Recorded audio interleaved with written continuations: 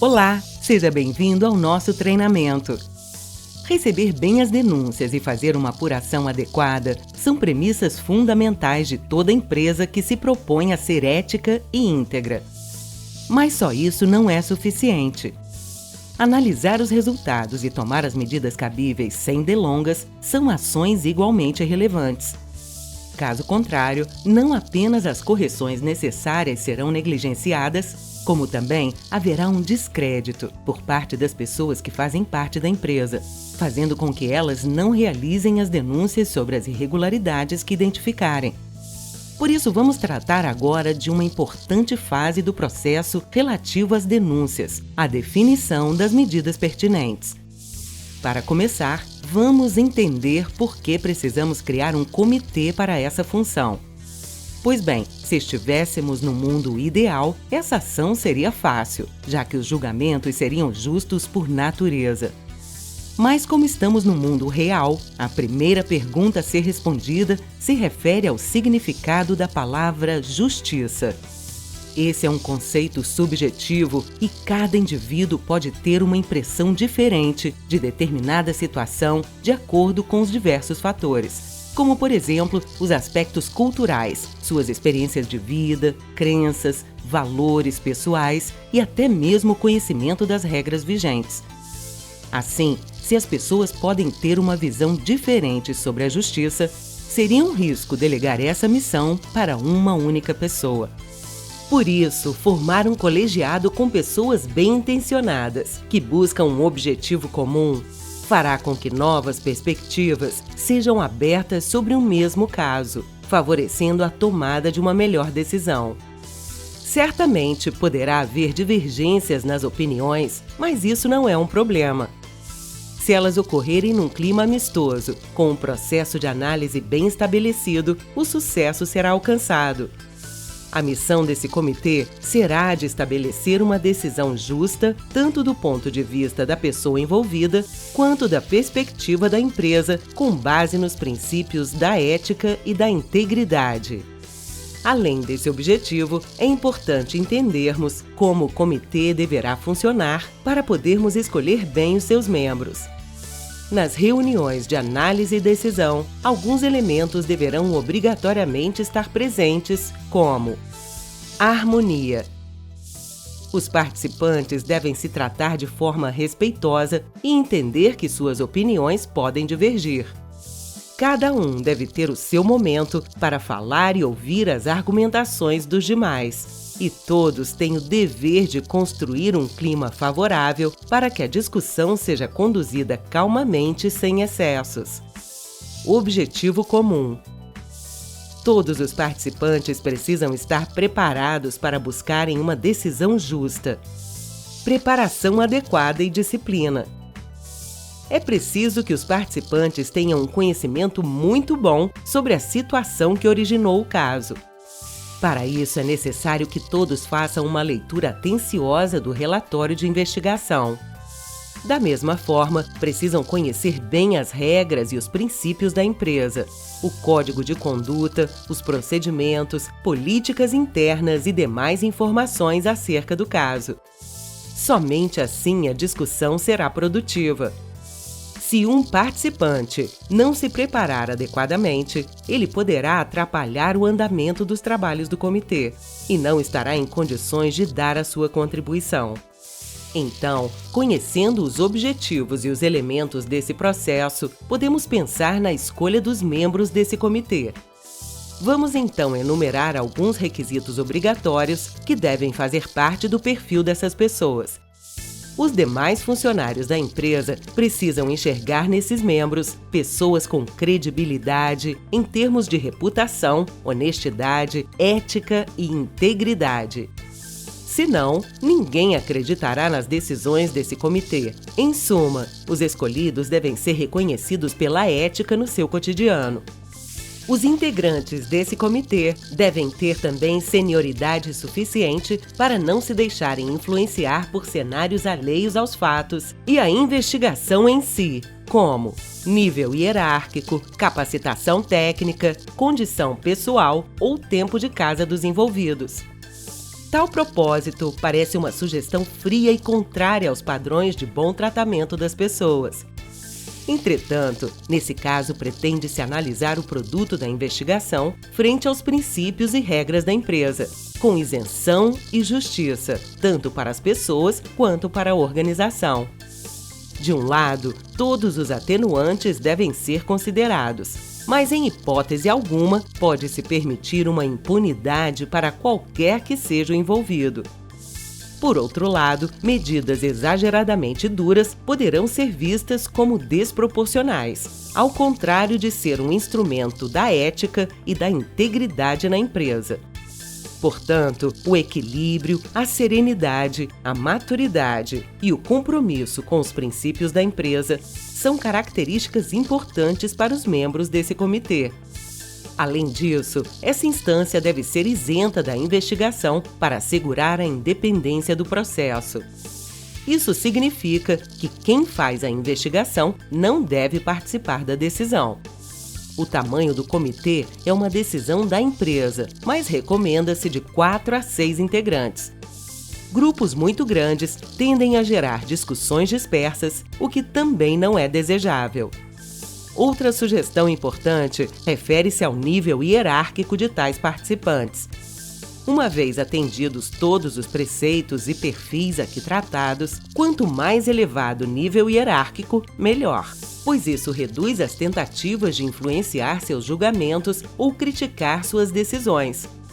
O presidente, o CEO ou a pessoa de mais alto nível hierárquico na empresa deverá nomear os membros do comitê, pois no final das contas, ele é o principal promotor da cultura da ética e integridade da empresa. Por outro lado, ele não deve fazer parte do comitê, já que sua participação poderia inibir a discussão e o surgimento de novas perspectivas do caso. Agora, com o comitê montado, é importante observarmos os seus prazos. O comitê não terá todo o tempo do mundo para chegar à melhor decisão. Pelo contrário, se houver medidas disciplinares, vale reforçar que elas possuem um prazo pequeno para serem implementadas, sob o risco de serem consideradas perdoadas pelos tribunais do trabalho, o chamado perdão tácito. Isso quer dizer que o comitê precisa ser ágil o suficiente para não demorar a se reunir e emitir logo a sua decisão. O ideal seria ter os membros a postos para discutirem o caso imediatamente após o término da investigação. Como nem sempre isso é possível por conta dos compromissos das pessoas, uma sugestão é estabelecer uma agenda com reuniões regulares na periodicidade adequada à sua empresa, para encaixar os temas à medida que eles vão se encerrando. Então, já sabemos o objetivo do comitê, seus elementos principais, quem são seus membros e como deve ser sua agenda. Dessa forma, o próximo passo refere-se a como deve ser a dinâmica da sua atuação. Vamos enumerar alguns dos tópicos mais relevantes, começando pelo comportamento de cada um.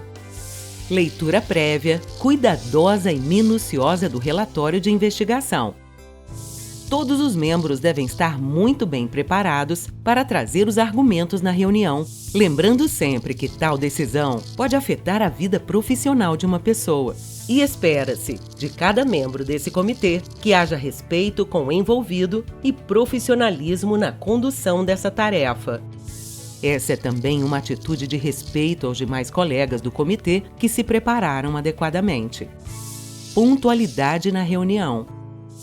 Caso contrário, os atrasos poderão gerar uma situação desconfortável entre os participantes e prejudicar a tomada de decisão, o que vai radicalmente contra o espírito de justiça que se busca.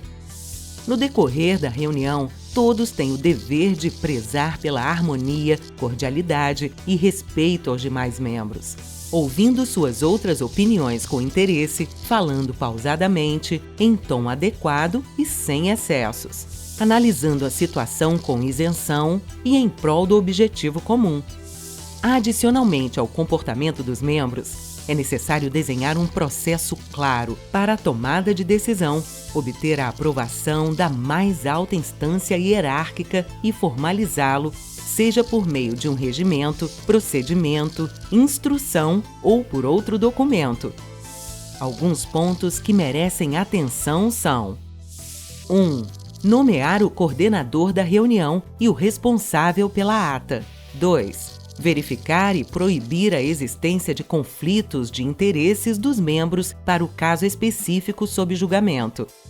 3. Assegurar nesse momento que todos tenham consciência e entendimento do caso a ser discutido. 4. Iniciar a discussão permitindo a cada um apresentar seus argumentos, compartilhar suas impressões e percepções sobre o caso e opinar sobre quais seriam as medidas aplicáveis. 5. Buscar a melhor decisão a ser tomada, lembrando que ela deve ser tomada por unanimidade. 6. Definir as responsabilidades e prazos para a implementação das medidas. 7.